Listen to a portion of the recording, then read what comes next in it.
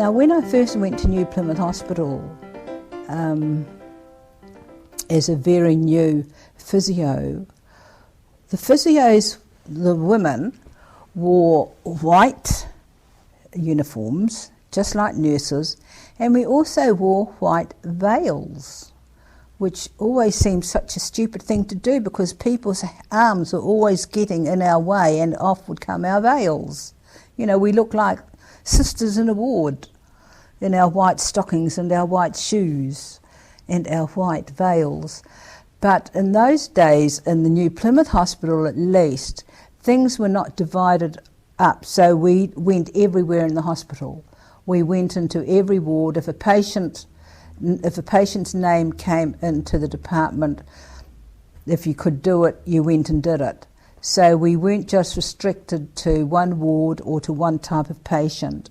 And it was the same in outpatients, which was very small, had a very tiny thing, which I guess to call a gym is a bit of an insult actually, but we did manage to do all sorts of things in this little tiny room. But we weren't restricted to the type of patients that we did. So in a way, I found that very helpful for me as someone who was very new, because I was able to do all sorts of things and not restricted to doing just the one thing all the time. And this included maternity work too, both antenatal and postnatal work. And I quite enjoyed that. I quite enjoyed that indeed. But I know things are very different now. I know a lot of the work that is done now is totally different from what we did. But it was interesting in being able to have a wide variety of different things. This included going into the children's wards.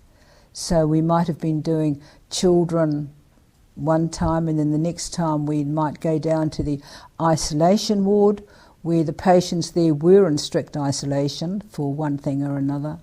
And talking about isolation, I was a very new physio at the last polio epidemic, which would have been in 1955, 56, sometime like that. And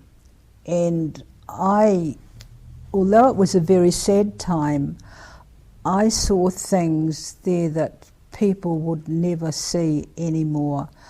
I saw patients who we had to ventilate by hand because the iron lung broke down, and so while it was being mended, we had to actually ventilate these people, well, one at a time, of course, hopefully, by hand. I had patients from that epidemic for years afterwards. But it was really great, especially the children, to see them advance and to get on and to be able to live a fairly normal life. But that for a brand new physio was really horrendous. And I'm sure that there were others of my year who felt the same way as I did. And yet in a way we were fortunate because we saw things and we did things, had to do things, had to make up things that no one else would ever have the opportunity to do, and I hope they would never ever have to do them again anyway.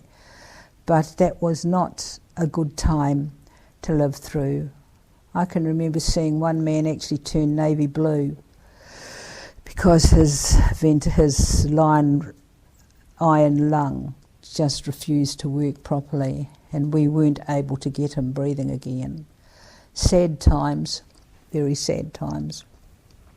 But there were also lots of good times and happy times as well, which made up for it. Well, I don't know if you can ever make up for death, but there were times when we physios were responsible for dragging people back from death. I believe we were, because we spent a lot of time in the intensive care unit, getting people to breathe and to clear their chests.